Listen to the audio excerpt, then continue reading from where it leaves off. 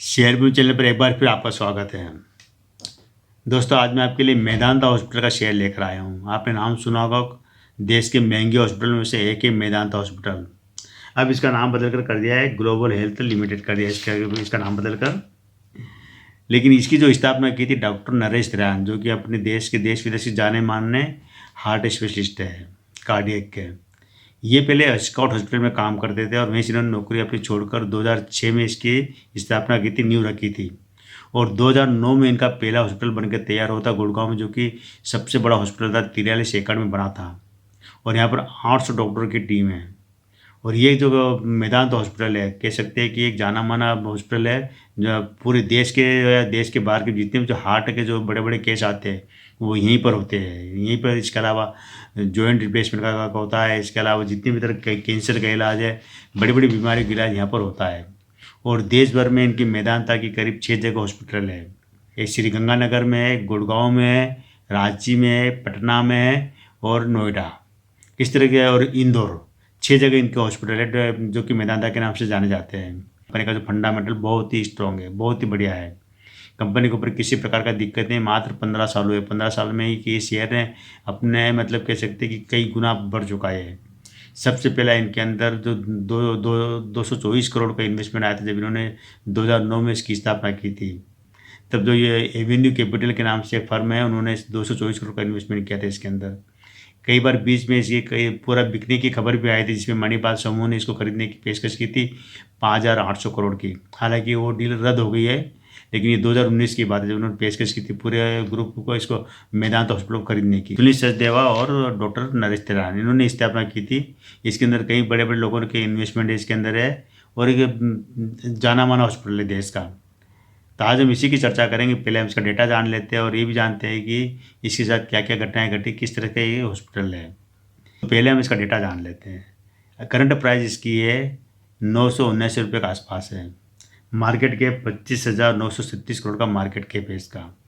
ज़बरदस्त market cap है। Company को कर्जा बिल्कुल देना नहीं है, मात्र 1 रुपये के मुकाबले केवल 2 पैसे देना है कर्ज मुक्त में। कंपनी इसलिए कह रहा हूँ, हम शेयर मार्केट में कंपनी के रूप में देखा जाता है किसी भी, चाहे हॉस्पिटल हो चाहे डेयरी हो, कोई भी हो। तो ये हॉस्पिटल है, लेकिन हम मैं कंपनी का ही जिक्र करूँगा इसके अंदर ये जरूर। और इसका जो हाई रहा है 1 साल का, इसका जो हाई रहा है वो 1,500 रुपये का हाई रहा, 1,514 रुपये का हाई रहा है। और लो रहा है 704 रुपये का, 708 रुपये का लो रहा है। पूरे लाइफ टाइम का लो रहा है इसका 390 रुपये का लो रहा है और हाई रहा वही 1,500 रुपये का। ये 2022 में 16 नवंबर 2022 को इसका IPO आया था, शेयर मार्केट में लिस्ट हुई थी। जब इसकी प्राइस रखी गई थी 319 रुपये से लेकर 336 रुपये तक आसपास प्राइस रखी थी, और ये 337 पर ही शेयर मार्केट में लिस्ट हुआ था 2022 में। तो 22 से अभी आप देख सकते हैं कि 2024 चला, यानी कि 2 साल हुए, 1.5-2 साल हुए हैं। तो उसी में ये कंपनी ने कि अपने निवेशकों को पैसा 5 गुना करके दे चुकी है, जो कि 1,514 रुपये इसका हाई रहा है। और अभी भी कंपनी कह सकते हैं अभी शेयर जो मिल रहा है आपको हाई लेवल से करीब करीब 500-600 रुपये सस्ता मिल रहा। लो लेवल देखा जाए जो 390 रुपये का लो रहा है, वहाँ से अगर आप मानते हैं तो ये करीब करीब आपको दुगनी प्राइस पे मिल रहा है। जो लो के उससे दुगनी प्राइस मिल रहा है। इसके बुक वैल्यू देखें तो वो 108 रुपये की रही है। तो बुक वैल्यू से अगर आप कैलकुलेट करेंगे तो ये शेयर अभी करीब करीब आपको 8-8.5 गुना महंगा मिल रहा है। ज़्यादा है, थोड़ा ज़्यादा महंगा है, लेकिन फिर भी कह सकते हैं हाई लेवल की प्राइस से देखा जाए तो इतना महंगा नहीं है। ये जरूर ध्यान रखना। इसका ROC 19.3 का है, ठीक है, कोई दिक्कत नहीं है। ROE इसका है 17.9 का है, यहाँ भी कोई दिक्कत नहीं है। CAGR इसका 29% का है। प्रमोटर होल्डिंग यहाँ पर अभी है 33.4% होल्डिंग प्रमोटर की है। FIS की होल्डिंग है इसके अंदर 12.94 की FIS की होल्डिंग है। DIS की होल्डिंग है 10.57 की DIS की होल्डिंग है। और पब्लिक की होल्डिंग है 43.44% की पब्लिक होल्डिंग है इसके अंदर। ये जरूर ध्यान रखना है। इसकी जो बुक वैल्यू है 108 रुपये है, तो फेस वैल्यू 2 रुपये है। तो ये जो 2 रुपये जब शेयर मार्केट में लिस्ट हुआ था तब भी इसकी फ्लोर पर जो फेस वैल्यू 2 रुपये रखी गई थी, यानी कि शेयर अभी स्प्लिट नहीं हुआ है। कंपनी ने अभी तक कोई भी डिविडेंड नहीं दिया है, न बोनस दिया, न शेयर स्प्लिट हुआ है। किसी भी प्रकार का अपने निवेशकों को कोई फायदा अभी तक नहीं पहुँचा है, जरूर ध्यान रखना। सेल्स ग्रोथ रही है इनकी 18% की सेल्स ग्रोथ रही है 5 साल में। प्रॉफिट ग्रोथ है 56% की। CAGR है 29% का और लाभांश है 18% का। ठीक, यहाँ पर कोई दिक्कत नहीं है।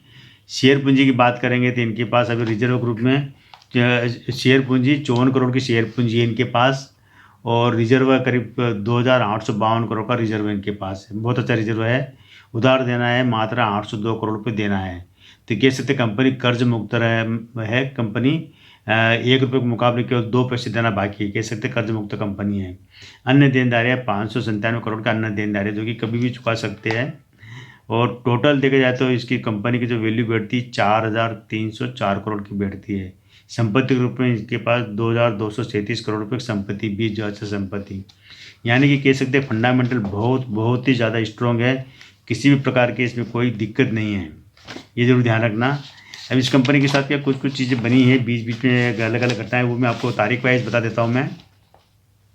तो जब इसकी स्थापना की थी 2009 में की थी, डॉक्टर नरेश त्रियार ने की थी, इनकी हॉस्पिटल बनाया इंदौर में। 2018 में श्री गंगानगर में इन्होंने 200 बिस्तर का हॉस्पिटल बनाया। 2019 में लखनऊ में 1000 बिस्तर का हॉस्पिटल बनाया। 2019 में मणिपाल जो कि है इसी क्षेत्र काम करने वाले हैं, उन्होंने 5,800 करोड़ में इस पूरी इस वेदांता के हॉस्पिटल है इसको खरीदने की मतलब पेशकश की थी। 51% होल्डिंग खरीदने के लिए पेशकश की, जिसके उन्होंने ऑफर दिया था 5,800 करोड़ का। लेकिन ये क्या कि बाद में रद्द हो गई है, डील होना थी, रद्द हो गई है। 2019 की बात है। 2021 में पटना में 500 बिस्तर का हॉस्पिटल बनाया। 2022 में इसकी शेयर मार्केट में लिस्टिंग हुई। ये जो महत्वपूर्ण जो डेट मैंने बताई, ये जरूर ध्यान रखना इसके अंदर। इस कंपनी में कुछ विवाद भी रहे थे, जैसे कि जो अपने भारत के जो सुप्रीम कोर्ट के जो पूर्व न्यायाधीश थे डॉक्टर JS वर्मा, उनका निधन इसके अंदर हो गया था जब मल्टी ऑर्गन फेलियर के कारण। तो इसके अंदर काफ़ी वो चला था। एक और मामला हुआ था कि 2014 में गुड़गांव में यौन उत्पीड़न का मामला हुआ था हॉस्पिटल में, जहाँ एक जूनियर डॉक्टर ने किसी की बहन के साथ मतलब गलत हरकत की थी, वो यौन उत्पीड़न का मामला बना था। इसके अलावा इंदौर में भी इनके पास जुर्माना लगाया था, वहाँ पे कुछ इस तरह के मामले बने जो कि मरीजों के साथ यौन उत्पीड़न का। ये जरूर एक नेगेटिव पक्ष है, हॉस्पिटल में होता है कई बार, कुछ लोग गलत हरकतें कर जाते हैं लेडीज। अब हम आ जाते हैं इसके रेवेन्यू के ऊपर। तो हम पहले देखेंगे 4 क्वार्टर का रेवेन्यू देखेंगे, सितंबर 2023, दिसंबर 2023, मार्च 2024 और जून 2024। 4 क्वार्टर का रेवेन्यू देखेंगे तो सितंबर 2023 में इनको 844 करोड़ का रेवेन्यू आया था, 631 करोड़ का खर्चा हुआ और 125 करोड़ का इनको नेट प्रॉफिट हुआ था सितंबर 2023 में। दिसंबर 2023 में 836 करोड़ का रेवेन्यू आया था, 620 करोड़ रुपये खर्चा हुआ था और 124 करोड़ रुपये का नेट प्रॉफिट हुआ था। मार्च 2024 में 809 करोड़ का रेवेन्यू आया था, 629 करोड़ रुपये खर्चा हुआ और 127 करोड़ का नेट प्रॉफिट हुआ। जून 2024 में 861 करोड़ का रेवेन्यू आया, 675 करोड़ रुपये खर्चा और 106 करोड़ का नेट प्रॉफिट हुआ है। ये जो प्रॉफिट में बता रहा हूँ ये सारे टैक्स वगैरह काट को टाकर है। हालांकि देखा जाए तो चारों सेक्टर जो क्वार्टर में कंपनी का रेवेन्यू लगभग उतना उसके आसपास ही है, तो इनका जो प्रॉफिट भी लगभग उतना ही बराबर ही, कोई खास बढ़ोतरी नहीं है। 4 साल का हम देखते हैं 2021, 22, 23 और 24। तो 22 में शेयर मार्केट में लिस्ट हुई है, लेकिन हम 21 से देखेंगे तो 2021 में 1447 करोड़ का रेवेन्यू आया, 1250 करोड़ रुपये खर्चा और 29 करोड़ का नेट प्रॉफिट हुआ था इनको 2021 में। 2022 में 2167 करोड़ का रेवेन्यू आया, 1709 करोड़ रुपये खर्चा हुआ और 196 करोड़ रुपये का इनको नेट प्रॉफिट हुआ। ज़बरदस्त 4 गुना हुआ करीब इनको बढ़िया प्रॉफिट। 2023 में इनको 2694 करोड़ का रेवेन्यू आया, 2073 करोड़ रुपये का इनका खर्चा हुआ और 326 करोड़ रुपये का नेट प्रॉफिट हुआ। प्रॉफिट ज़बरदस्त बढ़ा, सालाना प्रॉफिट में अच्छी ग्रोथ की इन्होंने। और 2024 में 3275 करोड़ का रेवेन्यू आया, ज़बरदस्त। खर्चा भी ज़बरदस्त हुआ, 2476 करोड़ रुपये खर्चा हुआ और 478 करोड़ रुपये का इनको नेट प्रॉफिट हुआ। अब आप देख लीजिए 4 साल में 29 करोड़ से बढ़ते बढ़ते जो प्रॉफिट इनका 478 करोड़ तक पहुंच गया, यानी कि कह सकते हैं कि 15 गुना इनका प्रॉफिट बढ़ चुका है। और रेवेन्यू यहाँ देखें, रेवेन्यू लगभग 2-2.5 गुना रेवेन्यू बढ़ा, लेकिन प्रॉफिट करीब 15 गुना बढ़ चुका है। ये अच्छी बात है किसी भी कंपनी की तेज़ी से बढ़ना। लेकिन सबसे बड़ा नेगेटिव पक्ष कंपनी का ये है कि इस कंपनी ने अपने निवेशकों को ना तो बोनस दिया, ना डिविडेंड दिया, कुछ भी नहीं दिया अभी तक। कंपनी कमा अच्छा रहे पैसा, सब कुछ बढ़िया है, CA सब कुछ, लेकिन निवेशकों को ध्यान रखने वाली नहीं कंपनी। हाँ, जिसने भी पैसा कमाया होगा वो उन्होंने शेयर की प्राइस में कमाया होगा, मालिक ने कुछ भी नहीं दिया है शेयर। तो ये थी दोस्तों मेदांता हॉस्पिटल की पूरी कहानी ये थी। निवेश करना न करना केवल आपकी मर्जी रहेगी, मेरी तरफ से कोई फोर्स नहीं है। जहाँ तक नंबर देने की बात करते थे हम इसको 10 में से आराम से 8 नंबर दे सकते हैं। ये हॉस्पिटल क्षेत्र का शेयर है और हॉस्पिटल क्षेत्र एक देश का जाना माना हॉस्पिटल है। तो यहाँ पर अगर आप इन्वेस्टमेंट करते हैं तो आपको स्टॉप लॉस लगा कर रखना पड़ेगा। 700 रुपये का स्टॉप लॉस लगा कर रख दीजिए और आप चाहे तो इसको अभी भी खरीद सकते हैं, टोटल आपकी मर्जी रहेगी।